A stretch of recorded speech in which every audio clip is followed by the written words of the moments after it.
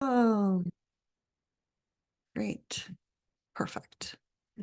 So, good morning one more time, and let's delve in. So, today what we'll talk about is leveraging the genius of the moment.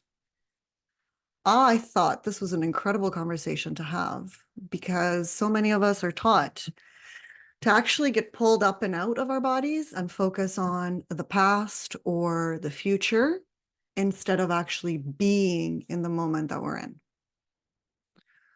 The issue with being pulled out of the moment that we're in is that we're no longer living our life. So we're on a different plane of existence that isn't where we are. It isn't where the body is, and it isn't where essence or what we are as human beings actually lives. So we're pulled up and out of our bodies and into somewhere else. So where is that somewhere else? And how do we come back to the body? How do we come back to the moment?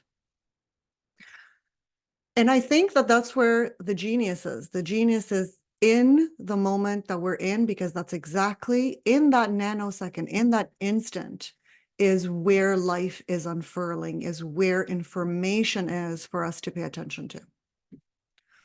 So, a little bit about me.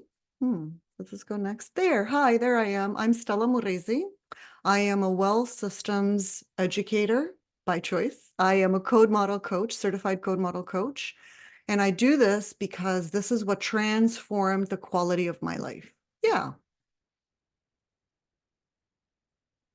You have to unmute yourself. Sorry, I don't know about everybody else, but me, I'm getting a big square in the middle that says presenter window, and then there's a little purple thing that you need to click on that says got it. So I can't see your beautiful slides. Oh, I'm just seeing no. this huge big black thing that says presenter window, and then you're supposed to click on the purple thing that got it, and then maybe it'll pop. So I thought I better say it now. Yeah, because I want you to see what I've created here. It's beautiful. Okay, thank you very much. Now I'm seeing your thing. Thank you, everybody. So now you can see? Yes. Okay, so I'll go back to my first slide because I want you to see how beautiful it is. You could go full screen as well. Is it not full screen? Let's see. How about now? Is it full screen? No, because you set yourself on presenter view, so we see what the presenter normally see. We're seeing a row of mini slides, like what's coming up underneath your larger. So Yeah, that's right. Did we do this? Okay. Fantastic. Yay. Now I'll be quiet. Thank you. I appreciate this because this is really my first time ever doing this. So I don't know how it works. I tried to do the testing component, but you know how it is. It doesn't always work. So, like I said, I'm Stella Moresi, and I am a well systems-based educator. The women that have been in my life here know that this is what I love to do. This is what my life's purpose is, and that's because it has allowed me to discover who and what I am as a human being and be able to actually live a meaningful life.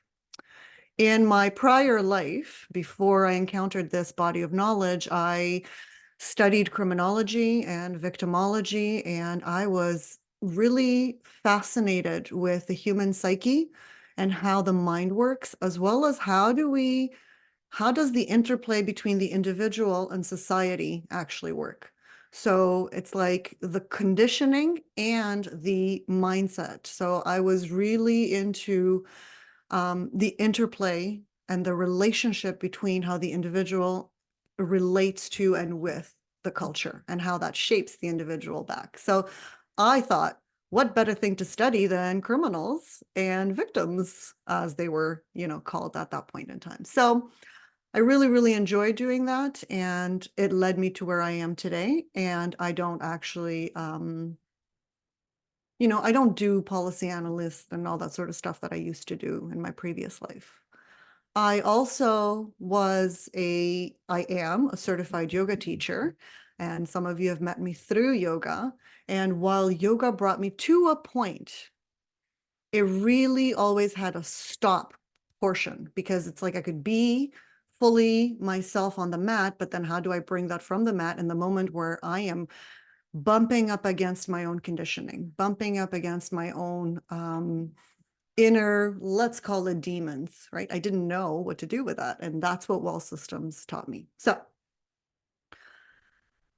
what I want you to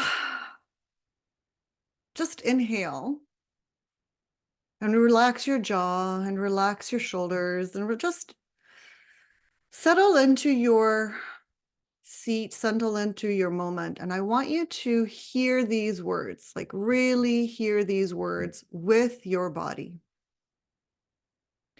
Because my starting point and my presupposition for each and every single one of us is that in this moment and in every moment, exactly where you are already whole. What you are, who you are, as you are, is exactly how and who you need to be. It is already complete. You are unique. There never was, and there never ever will be someone exactly like you. And life is infinite. So how cool is that? And you are essential to your universe.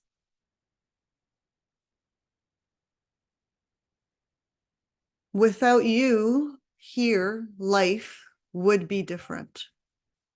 And by virtue of you being here, life is what it is because of you. How magnificent is that?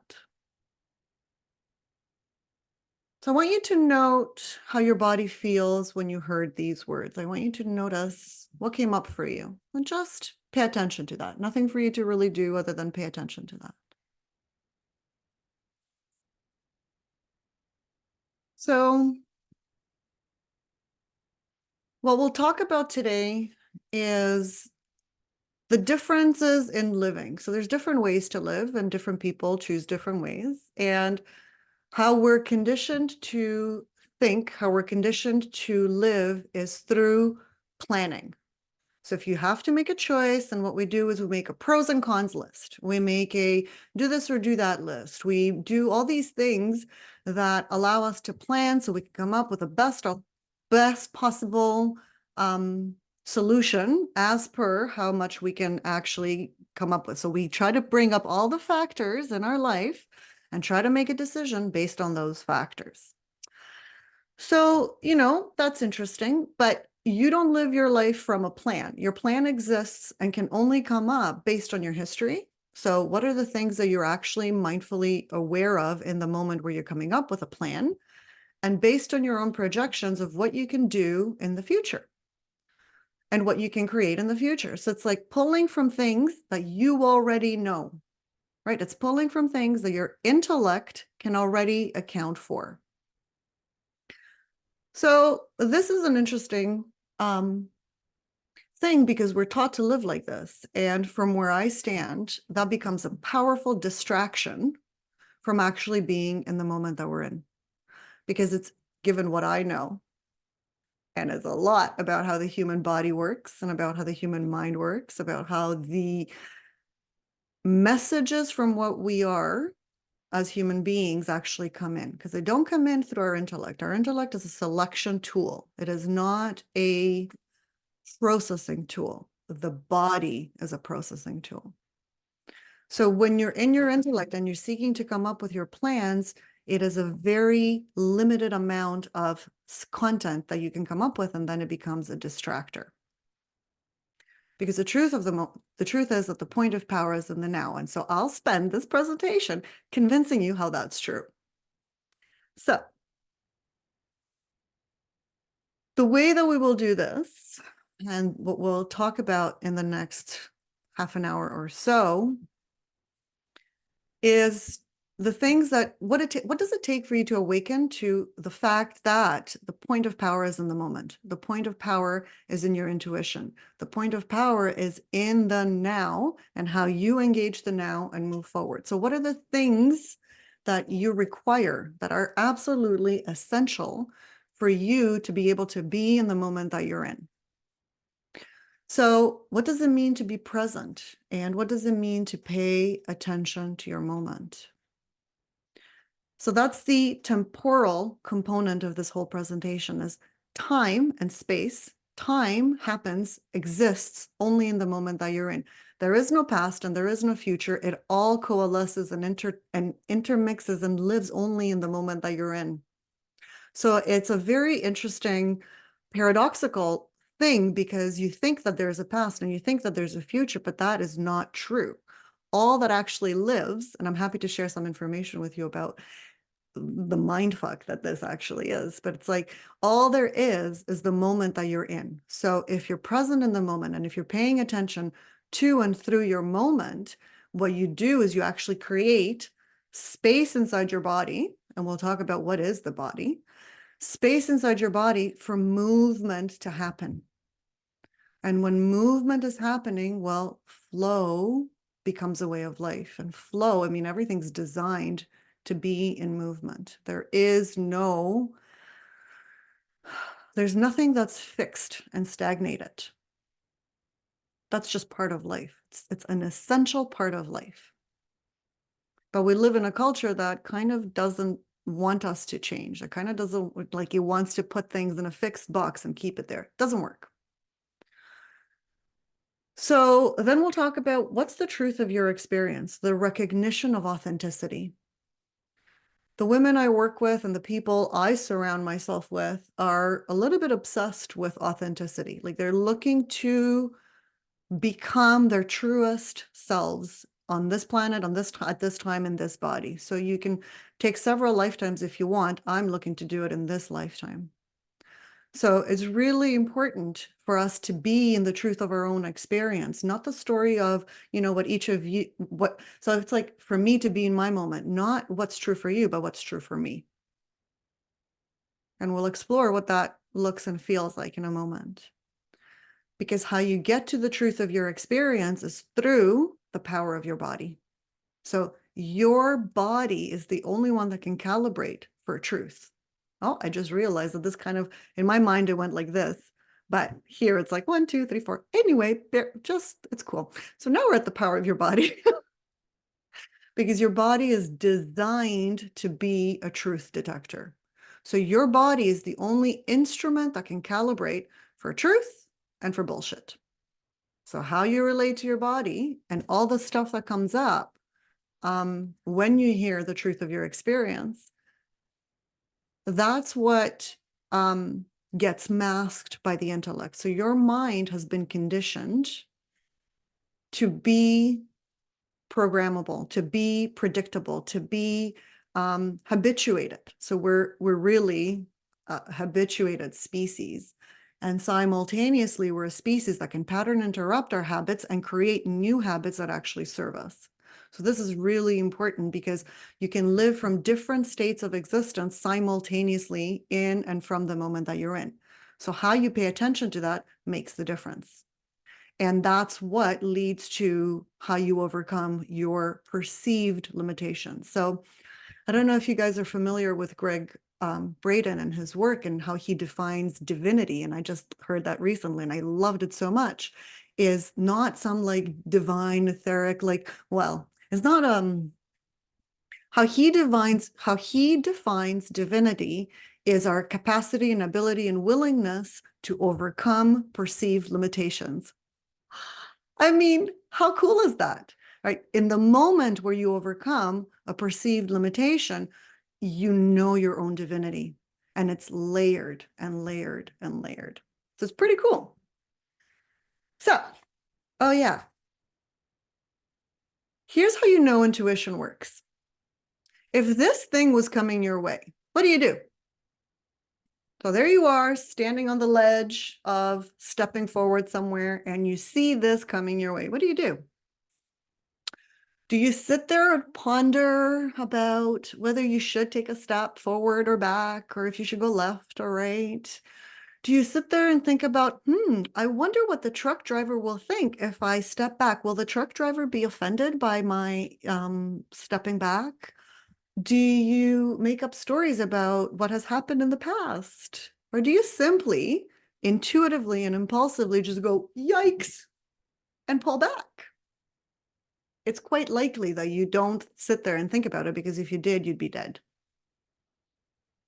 So this is true of every single thing of how we live our lives, whether or not we take a drink of water, or whether or not we go for a walk, or whether or not we be in this conversation or not. This is true for everything. When you live through your impulse, you cannot get it wrong. It is the way to move forward in life. So let's talk about that. I have these notes, but I haven't even looked at them once. Isn't that fun? So the truth only exists in the moment that you're in. So there is no truth that lives in the past, and there is no truth that lives in the future, because the truth only exists in the moment that you're in, and it is only available through the moment that you're in.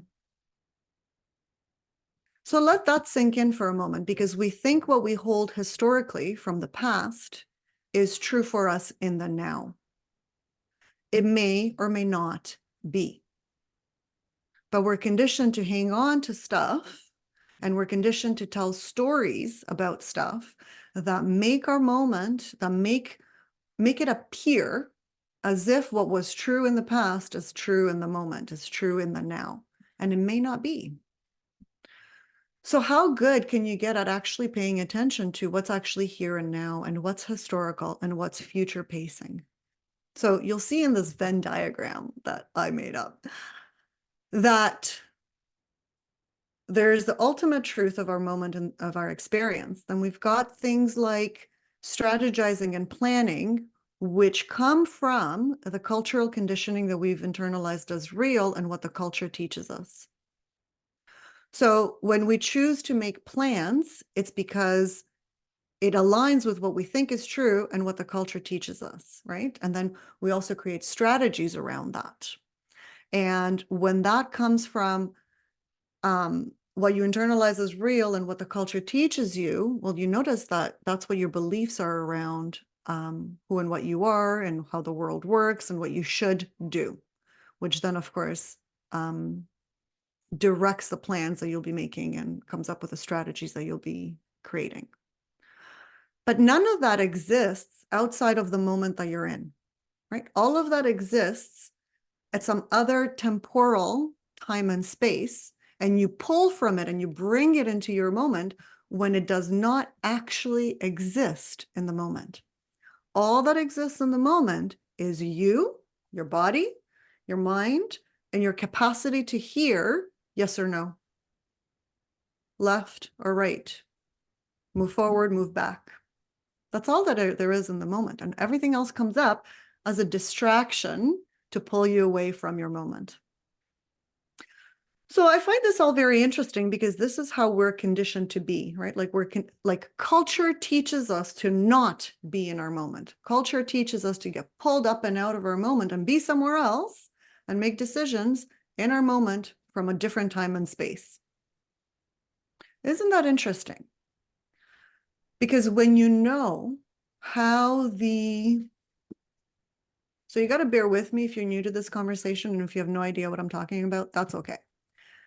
The way that signal from self communicates with the body, right? It only communicates directly with the body. So the essence of what I am, the life force of what I am, I'm not this body. However, to have a physical experience, I need this body. And so I communicate directly with this body, and through this body, I make choices. But when the conditioning comes up, all the stories come up, they become barriers to my capacity to hear what's real and true for me in this moment.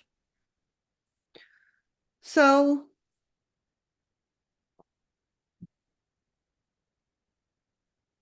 think about what stories are like. So stories from the past. What do stories from the past sound like? Right? So you are in the moment, and you're trying to decide whether or not you want to move forward with a particular I don't know, like a particular experience. Like you want to take a course, I don't know, pick a thing that you're currently, keeping in your awareness. And you go, Well, stories from the past. Last time I did that, it was very disappointing. I paid all that money and I got nothing out of it. And so, like, I don't really know. I don't know if I should. Should I? Maybe I shouldn't. You know, people are always like this. Like, people lie and people do all these things. And so, stories from the past might sound like that. So, you're bringing your past into the moment that you're in. Stories from the future might sound like, what would a story from the future sound like? Same thing, of course. Well, I don't know if I really should take this course because I don't know if it's going to give me what I think I want. I'm not really quite clear of what I think I want. And probably I don't know if I'll want it next month anyway, but like, I don't know. Should I try it anyway? Should I do it anyway? I don't know. Maybe I should because maybe it'll be good for me. Maybe like I'll get to the place where I want to get to if I actually do it. But like, so it becomes very confusing.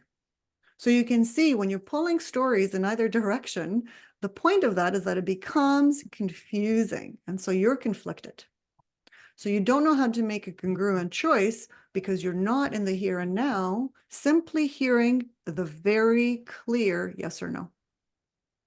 Yes, this is an intuitive pull toward I want to be in this course and I'm going to trust what's going to unfold. Or no, I don't want to be here. It doesn't matter who thinks I should. It doesn't matter none of those stories. I don't want to be here. So learning how to navigate your life from your moment is what brings you peace of mind because you can't get it wrong. You cannot get it wrong. So let's talk about how, like why you can't get it wrong. So that was the temporal component that we spoke about. This is a spatial component that we'll talk about. Because everything demands and requires space. Our bodies are like 90 some odd percent space. So the vast majority of what lives inside of us is actually space. It's not physical as we tend to think it is. There's space in everything. The universe is mostly space, not empty space. It's filled with plasma. What is that? But it's space. So in order for you to be able to hear what's actually going on in your body, through your body, you have to create enough internal space for movement to be in flow.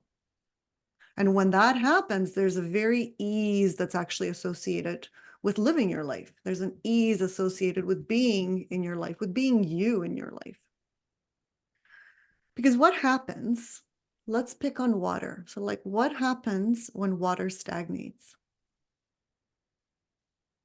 Right? If water is not in flow, it rots. Things begin to grow in it, that it begins to actually create a different ecosystem, but an ecosystem of rotting, of bacteria, of, I don't know, whatever comes up with that, mosquitoes, I don't know. I don't want mosquitoes in my body. I'm just thinking. But if there's flow, right? And all of it is necessary, no doubt. But as a metaphor, if you're thinking about it as a metaphor in your own body, if you're not allowing breath to be in flow, if you're not allowing things, cultural conditioning to be in flow, if you're not allowing your own mind to change, what you're doing is you're seeking to compress reality into a tiny box from what you already know. The problem with that is that reality does not work like that. It's meant to be expansive. It's meant to be layered. It's meant to be a discovery process. We're not meant to know everything. We're meant to be in a process of discovery. So how do we create enough internal space, so inside our bodies, to not succumb to the cultural conditioning that we've been taught is real? Because it may or may not be. I don't know. I've discovered that it wasn't for me, and I don't know what the truth is for you. So this is a simple fact, which I've been saying, that the truth of your experience only lives in the moment. Authenticity only lives in the moment. You cannot be authentic in the past and you cannot be authentic in the future because both of those are projections. So the question becomes, are you willing to own the truth of your experience in the moment that you're in? Are you willing to notice, is this authentic for me in the here and now? Yes or no? And own it. right? The next component is you own it. That's the hardest part for everybody because we know what our truth is and then we try to mask it and we try to tell stories about it. So you can only hear the truth of your experience through the body. So this is too short a, exploration for us to delve into what is the body. But in my line of work and in what I've discovered to be true for me, and science confirms this, is that the body is a quantum biological processor. So we're not Newtonian beings, right? We're not like the physical body. Everything precedes energy. Everything physical is preceded from energy. And energy is quantum by its very nature, which means that it's both a particle and a wave. So how does that apply to your body? When you have a thought, whether that's a habituated thought or whether that's a new thought, in the nanosecond that you inhale that thought and you let it percolate through your body, you create either a reality, so you create a particle, or you allow that to be in flow and you don't create anything out of it. And just let it poof and disappears, and you allow it to be a wave. So the body is the device that processes energy. So whether that's energy, at the physical domain, like food. So you don't think about what your body is doing with food, you just eat it and then, you let the body process it. Or at the emotional space. So your body knows how to process emotions. What gets in the way is our intellect. It's our thinking about how it should be. And is this an appropriate one? And is this not an appropriate response? The body has no judgments, right? The body is designed. It's a very interesting word. But anyway, the body is designed to process information in flow. So the body knows exactly what to do with an emotion that, let's say, you call grief, or you call anxiety, or it doesn't really matter what you call it, but your body knows what to do with that. Just like it knows what to do with a banana. And your body also knows what to do with thoughts, right? So that's a form of energy. Your body knows how to process that because it's designed to digest and metabolize all information at all logical levels. What's required here of you, of your mindfulness, of your conscious presence, is a willingness to trust that what's presenting is exactly what's required. So let me repeat that because it's very, very important. Whatever is presenting in the moment, whether you hate it, whether it's causing you grief, whether you love it, whether, like, it doesn't matter how you feel about it. What's presenting in the moment is the key. It's exactly what's required to be and to reclaim authenticity in the moment. It's exactly what's required to reveal to you the next layer of your evolution. In fact, it's the reason it's presenting. It's presenting to get your attention, to let you know, hey, pay attention. How you now decode the messages of that becomes imperative when you know what's actually being said to you, when you know the different things that are involved in the process of decoding information. And part of that is the nervous system. The nervous system is key. So most of us, unfortunately, for a plethora of reasons I won't get into, are conditioned to live in fight, flight, or freeze. So we're conditioned to live in that sympathetic nervous system response.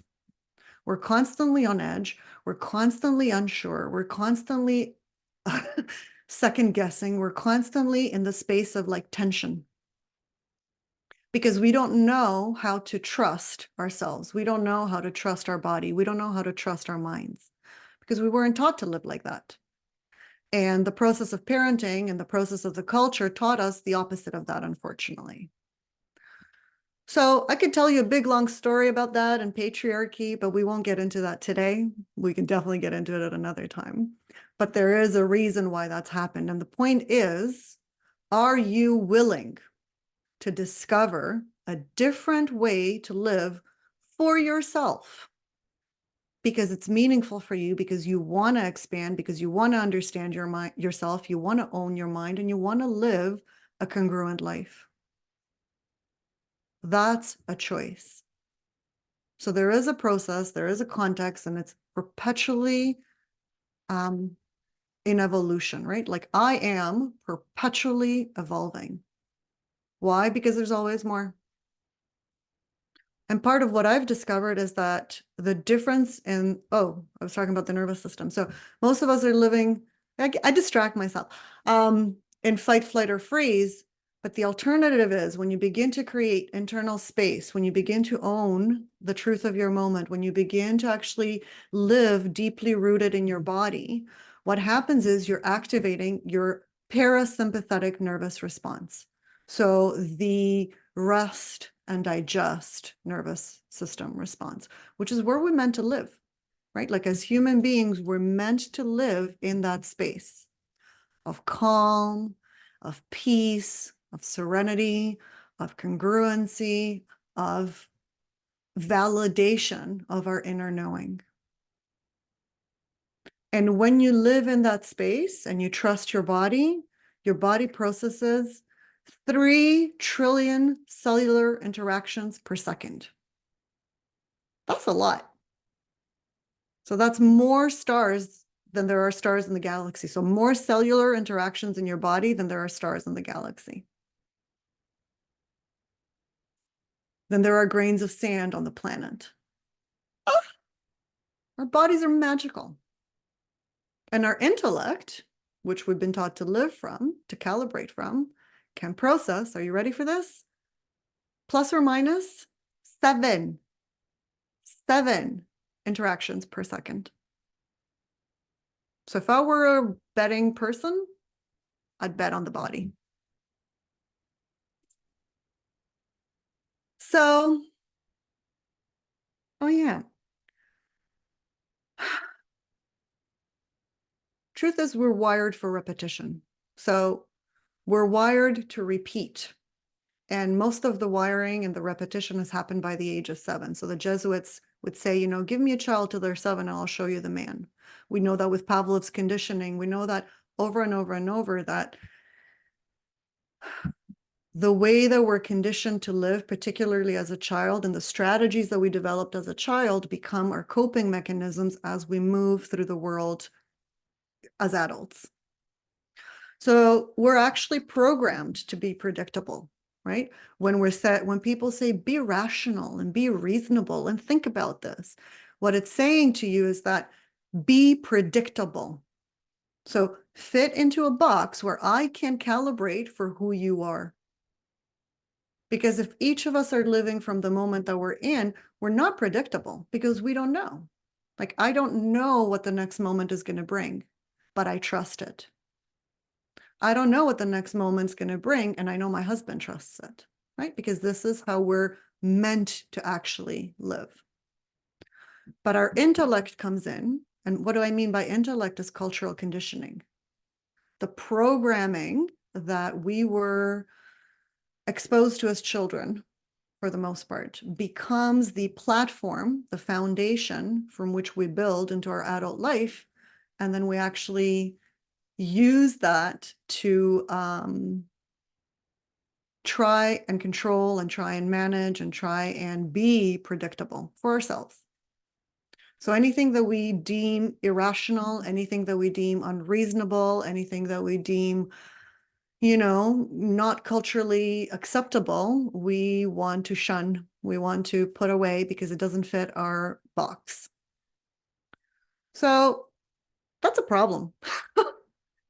And that's a problem because it gets in the way. It gets in the way of you actually discovering who you are, of you actually discovering what's important to you, what's meaningful for you.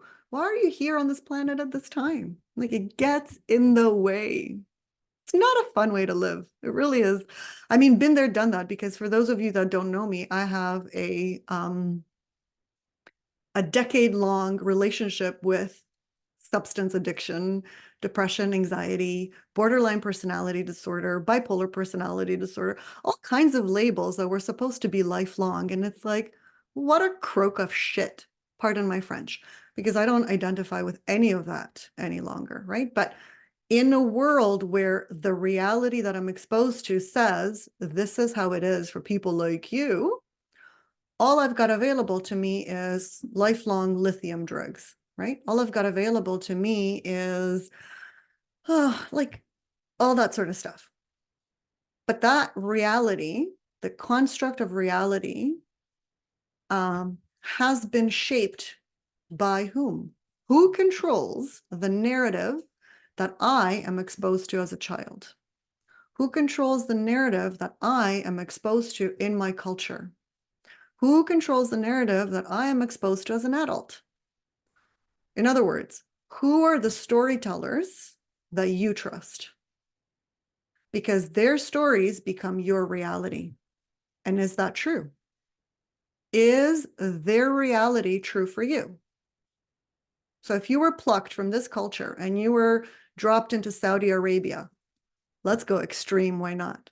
And now you've got different narratives from the medical system, from the political system, from the men with authority, right? Would you trust that that's reality? Or would you go, wait a minute, I know different?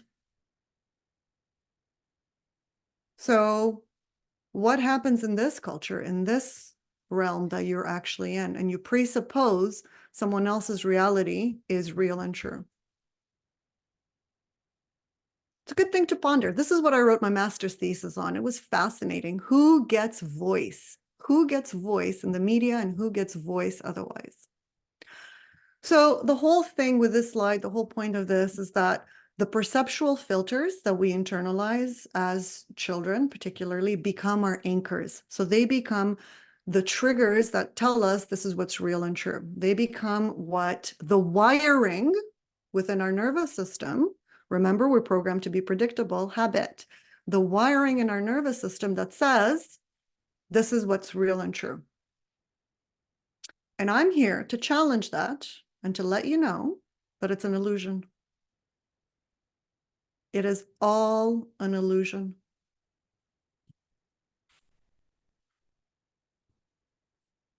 So how do we overcome these perceived limitations and these illusions, right? Like, how do we actually reclaim our divinity? How do we actually get to know ourselves as divine? And not on the yoga mat, but in our day-to-day existence. What I've discovered, and Louis, this is the work of Louise Lebrun, the founder of Well Systems, is the process called quantum TLC. And some of you will have been exposed to this, some more intimately than others. But the process of quantum TLC is the process of actually staying with what's presenting in the moment and allowing it to be in flow. So it presupposes that I am a quantum biological being. It presupposes that my body can process the information that moves through it in a nanosecond. It presupposes that all I have to do is get out of my own way, right? So get out of my stories, get out of my strategies, get out of my belief systems, because those are historical, and bring myself to the moment that I'm in, and in the moment that I'm in, stay with it. This is a lifelong exploration, and what I want to do here today is touch on what it might look like for you, right? What does this process look like for you? So another thing that being in the quantum TLC moment, which eventually becomes a way of life, is that you recognize your genius. So you recognize that even if it feels bad, so even if it's like grief, or even if it's, rage or outrage, or like these intense emotions that we tend to not want to feel, those are imperative to our evolution. They're actually genius. They're holding a message for you. So what is their message? And how do you sufficiently get out of the way so you can hear the message? So let's try this. I don't know. Let's like whatever's coming up for you right now, whatever you're feeling. What happens if you, in this moment, let it be okay? So just breathe, exhale, and allow what is to be okay. So if you have judgments about it, notice them and just let them be in flow. So the first thing about quantum TLC moments is that we got to pay attention. We've got to be aware of what's actually going on in our lives. So we got to be awake to the moment that we're in. So you could go for an hour and things are piling up and things happening. The nanosecond that you pay attention is the nanosecond that matters in terms of the moment is now. So never mind what happened. The moment is now. In this moment, you can stop and you can notice that you can choose to stay inside yourself and notice what's actually going on. Notice that whatever it is that's moving in and through your body, and just allow yourself to think in this way. You don't have to believe it just yet. That's okay. But just give yourself permission for a moment to trust that what's presenting is intelligent. Just for a nanosecond. Whatever it is, it's intelligent. It has information for you to evolve. And just pause and bring your attention to the base of your spine. So wherever you think that that is. And bring your breathing nice and deep. Relax your jaw because so many women clench our jaws. There's a reason for that. Relax your jaw. Relax your shoulders. And allow your thoughts to move to the base of your spine. So it's like everything to be in flow while your attention is at the base of your spine. There's nothing to fix. There's nothing that's broken, because remember, you're already whole. You're already the magnificence of your own perfect imperfections. Right? That's how we evolve. It's through our imperfections that we evolve. So the mantra of quantum TLC is invite and allow. So it doesn't matter what it is. You invite and allow it to be in flow. And you notice where in your body it doesn't really want to. And you notice what are the thoughts that you don't really want to. And you just stay with it. And that will give you information for what's real and true for you in that moment. So it'll bring the totality of your experience in the moment that you're in, from your past, from your future, from the now, from the conditioning, from the truth. It's like all of it coalesces in the moment that you're in. And from that moment, if you stay with it, you discover what's next for you. You discover what's real and true for you. It's a pretty awesome way to live. So if you're feeling overwhelmed, if you're feeling stressed, if you're feeling all these things, it's because you're living from your intellect. It's because you're seeking to make sense of things, you're seeking to calibrate, you're seeking to repeat, you're seeking to tell stories, you're seeking to align all your ducks in a row, and they never really do, because you're seeking to keep track. So the truth of it is, and you've got so much science that now backs it up. And I mean, quantum physics is 100-year-old science. We created bombs out of it. So like, we know what lives inside each of our beings. We're designed for quantum computing. So we're designed for instantaneous healing, instantaneous capacity to process, instantaneous. That's what we're designed for. And everything else gets in the way. So, what happened to my picture? Do you guys see that it's gray? There's no picture. Anyways, living in the moment is your most ripe invitation to discovering and living from your own greatness.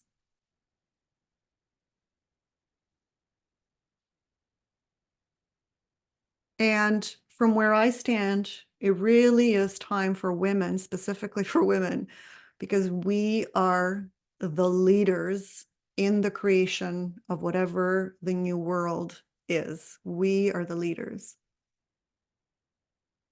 So it really is time for women to begin to take ownership of the way that we lead. And it is very different than how men lead. Because we are the crucible that can hear, that can sense, and we birth creation through intuition, right? We don't birth by thinking about things. We birth through intuition. And that's a metaphor for how we create. So the time has really come to trust ourselves, right? To begin to trust ourselves to create through impulse and through intuition. So I want to end this with, why are you here? Why are you on this planet at this time? What are you here for?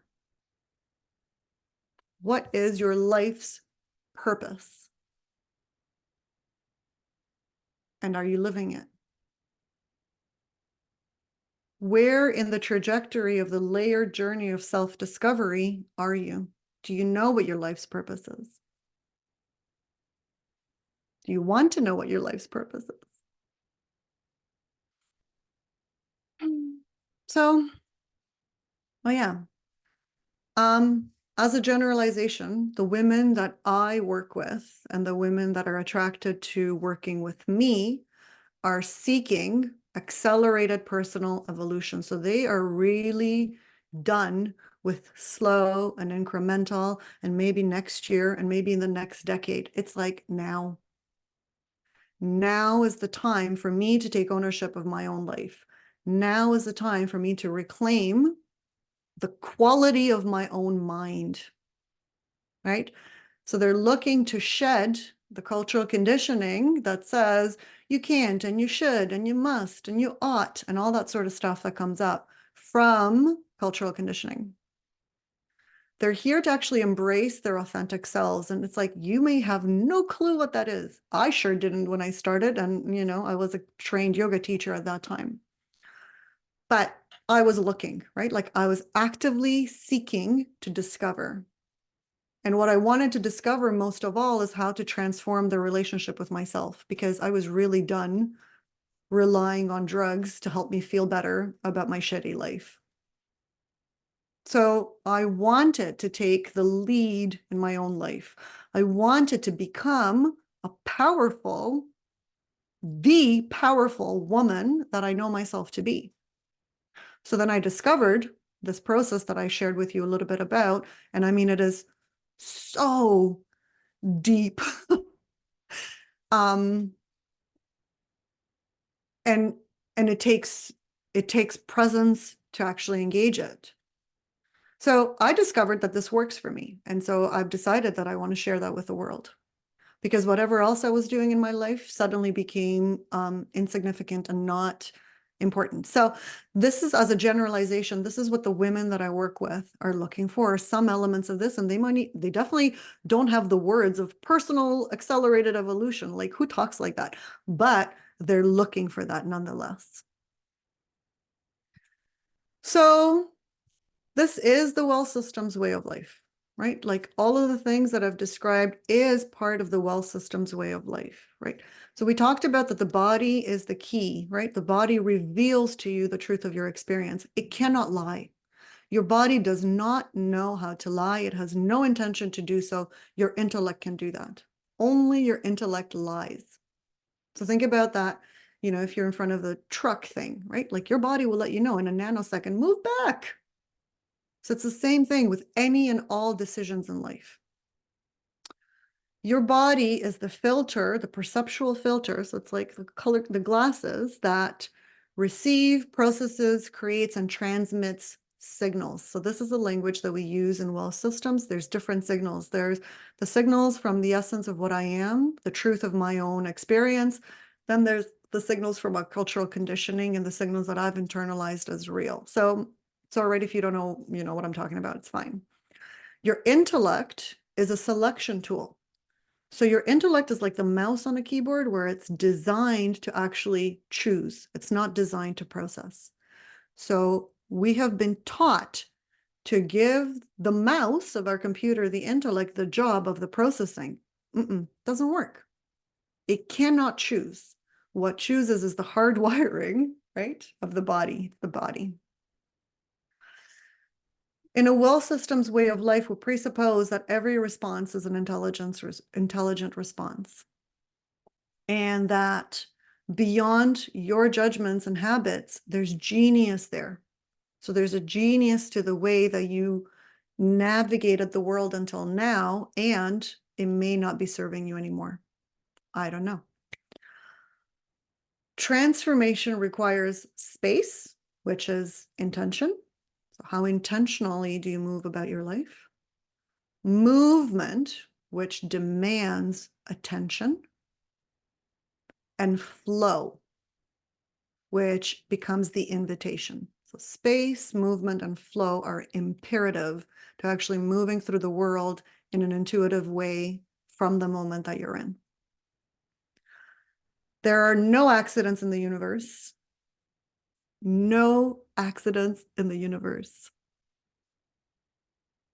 Everything is intelligent and everything is unfolding exactly as it should. And this one takes a while to wrap your head around, but nonetheless, it is true. And wholeness is your birthright. It is your birthright because you belong here. So, I wanted to share with you a bit about what's going on in the next, on November 19th, I'm starting a year-long experience all about embracing the crone that I am. So it's about embracing the power of the cultural crone. So the power of what it means to be a powerful woman. So what we do in this year-long experience, we actually delve into what it means to be a sensual, sexual, and spiritual being. So we start with, it's a continuum. We're not one or the other, right? We're not maiden, goddess, or crone. We're that on a continuum. We'll talk about what it means to be a leader self. So how to take ownership and how to be the leader in the creation of your own life. And what are the energies that you need to pull from to actually create your meaningful life, to be the powered being that you already are. So this is a year-long exploration around what it takes to become to take ownership of the full woman that I am. So if you're curious about this, just talk to me. I'm happy to have a conversation with you. And it's starting on May 19th. I'll see 2 of you there, at least. All right. And then this is an invitation to let you know that there's always more. So you can stay involved in what's actually happening, and you can do that through monthly conversations with me, which are more akin to coaching conversations. And they're a fabulous place to be and to touch base with what's going on in your life. So if you're starting out in this journey, this is a really good place to actually be. The next thing is self-directed evolution. So things you could do on your own.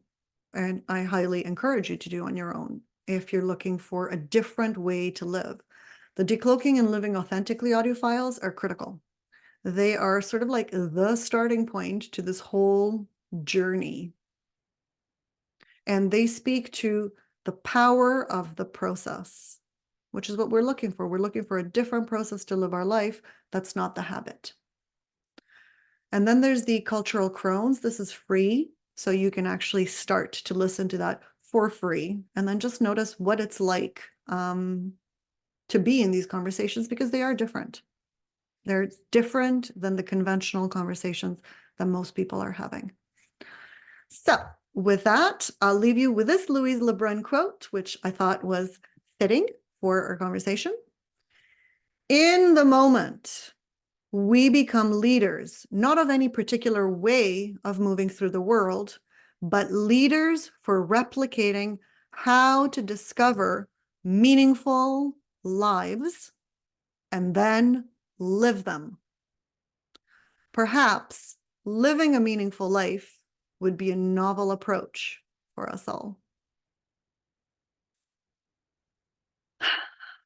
So thank you, ladies, for bearing with me and for hearing me out. And I'm curious about what comes up for you, what came up for you during this presentation. And do you have any questions, comments, concerns?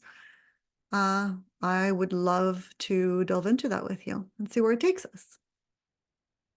So I'm going to stop the share. Boop, boop, boop. And I'm going to stop the recording because I want this to be private.